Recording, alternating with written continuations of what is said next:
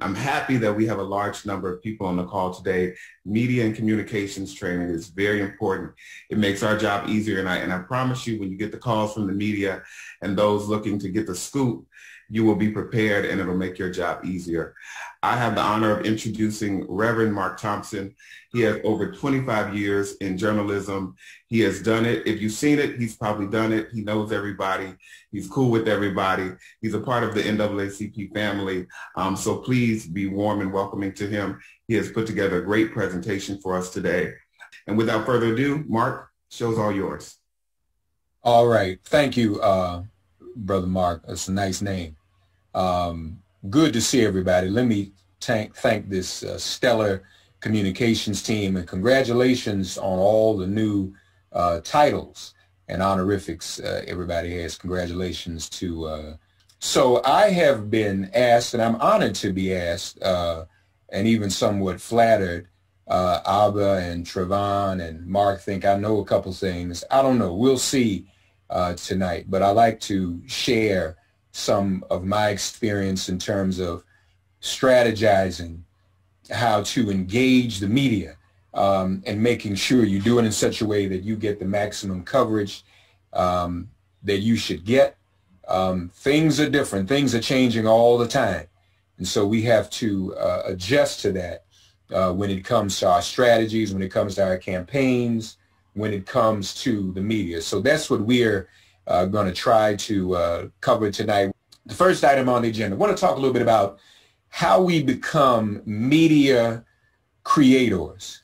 So we live in a space now where most people are making their own media. They're not waiting on coverage or waiting on newspapers or television stations to give them coverage. That's sort of a bonus to the other media that people are creating. Some of you do some of these things already. For example, as branch or unit leaders seeking column space in the local newspapers, especially the black newspapers, many of them are still in print because many in our community still depend on print. But many of them, I work very closely with Dr. Chavis and the National Newspaper Publishers Association. A lot of the black newspapers are moving toward websites as well, but that doesn't negate the opportunity to appear in those spaces and for branches and units to have a weekly or a monthly column in those spaces. Prioritizing our black media first and foremost, just as we would prioritize our black radio stations, the few that we have left. But that does not negate also seeking space in newspapers that aren't necessarily African American. We need to cover the waterfront. We should not play ourselves out of that game. All we can do is ask. All we can do is demand. And let's face it, many in our community support non-black media as well with our dollars, and we support non-black media advertisers, those who advertise in non-black media. So it's not impolite to go to any and all media and seek an opportunity to be heard, to write, to publish, to provide commentary, op-ed in any of these spaces. That's something to think about.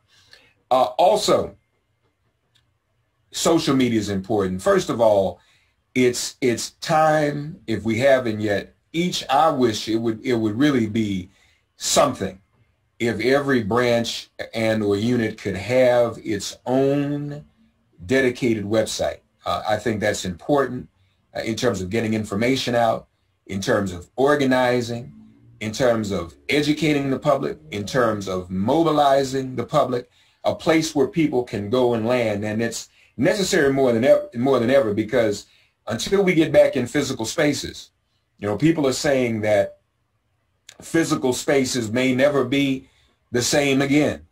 And so our homes, in many situations, our headquarters, so to speak, are going to have to many, many times be online, be on the internet.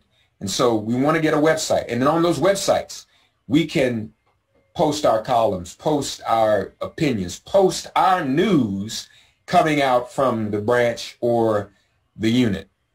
Then, of course, we have social media. We've got Facebook, Twitter, YouTube, TikTok, Instagram. Some people think TikTok is just for the young people, but some of us who aren't so young are getting involved in TikTok.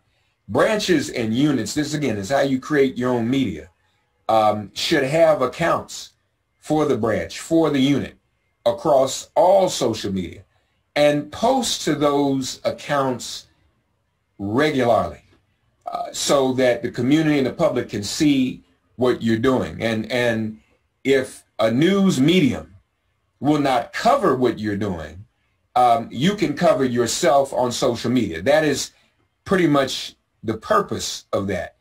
And seeing to it that everybody is seeing and following what you're doing, highlighting even some of the membership of the branch. That helps even to mobilize and encourage people to stay involved.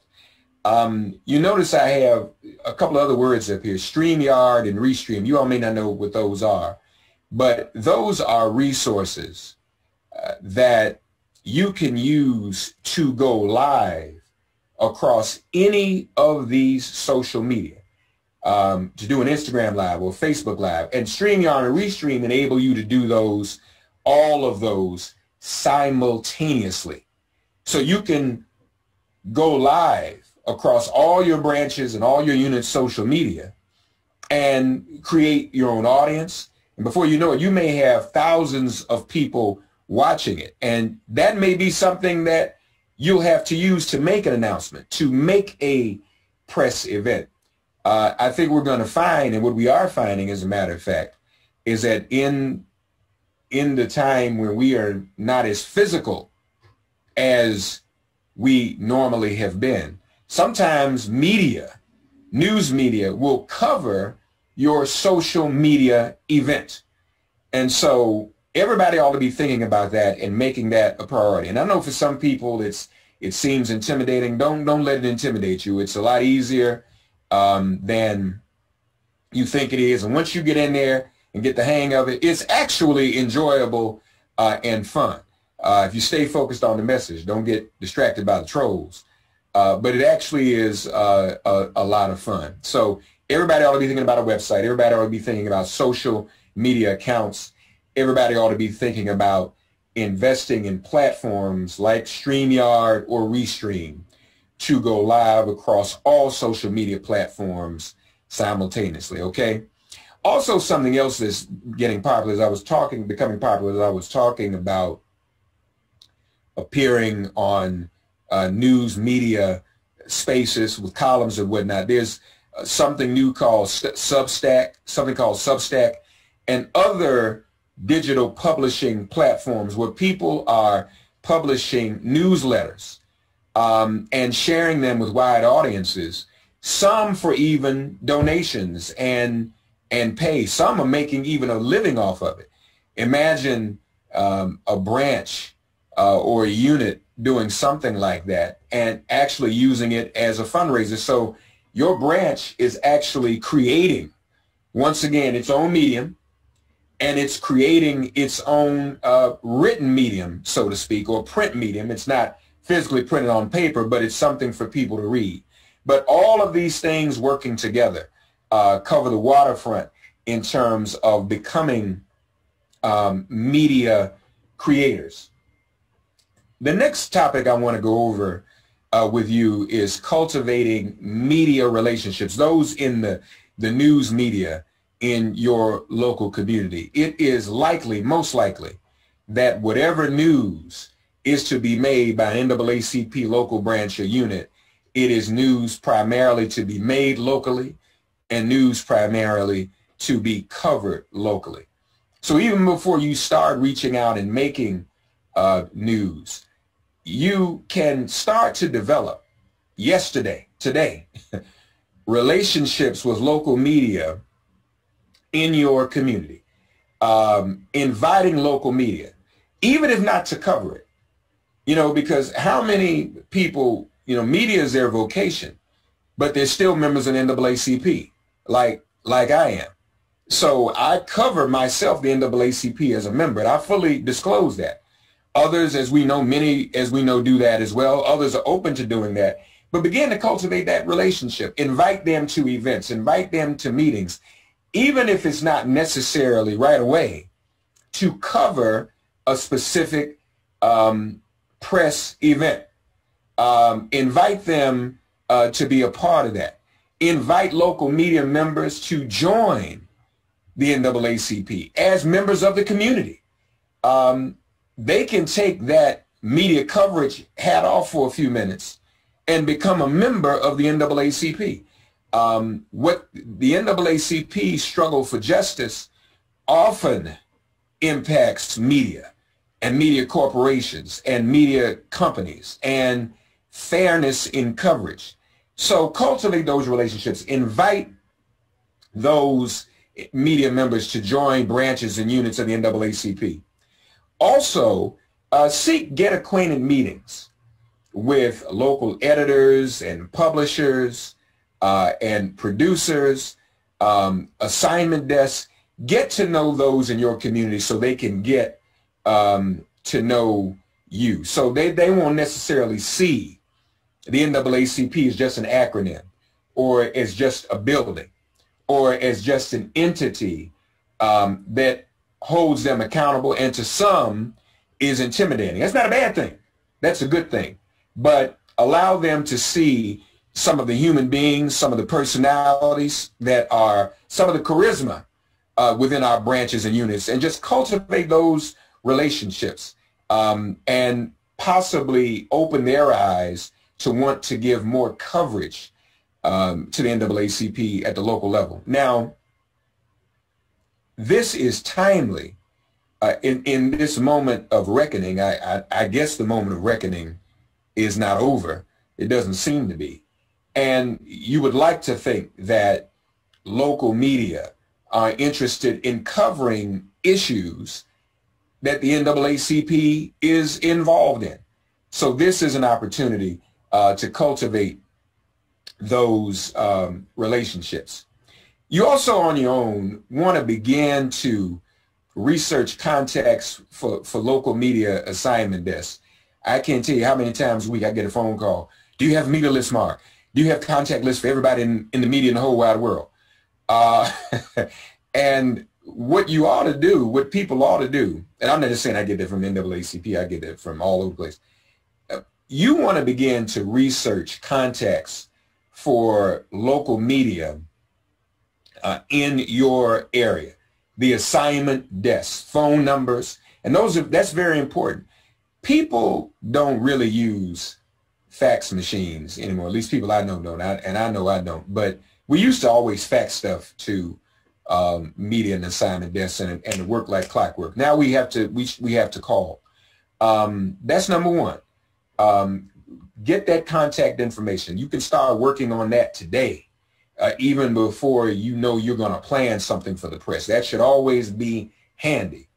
Also, many journalists are reachable through their social media contacts, so that oftentimes you can DM a journalist, a member of the news media, and reach them and inform them and interest them in what you're doing. So again, but you can't do that without a social media account. So you get your own social media account, you follow local media in your area, they may follow you back so they can keep up with, before you know it, they already know what the local branch and unit is doing because they have seen it on your social media. And then once you establish these contacts and cultivate these relationships, you can share your press releases, your press conference announcements with these contacts and begin to cultivate an interest. And you know what happens a lot of times as you're establishing these relationships, people may not respond with coverage right away, but over time, you keep sharing with them. They say, you know what, let me go over here and look and see what the NAACP is doing. Let me get involved in what they are talking about, and try to give them some coverage. Even if I find that even when media is not covering human rights or social justice or civil rights issues every day on every broadcast, there comes a time when they want to cover it. And a lot of times when they do, they have to scramble, y'all. Well, I can't find somebody. I can't find somebody. And sometimes we've not developed and cultivated relationships in such a way that they can just pick up the phone and say, let me call a local branch. You know, do I have the local branch number? Be sure they have it. Give it to them so they know how to reach you as easy as you're learning and understanding how to reach them.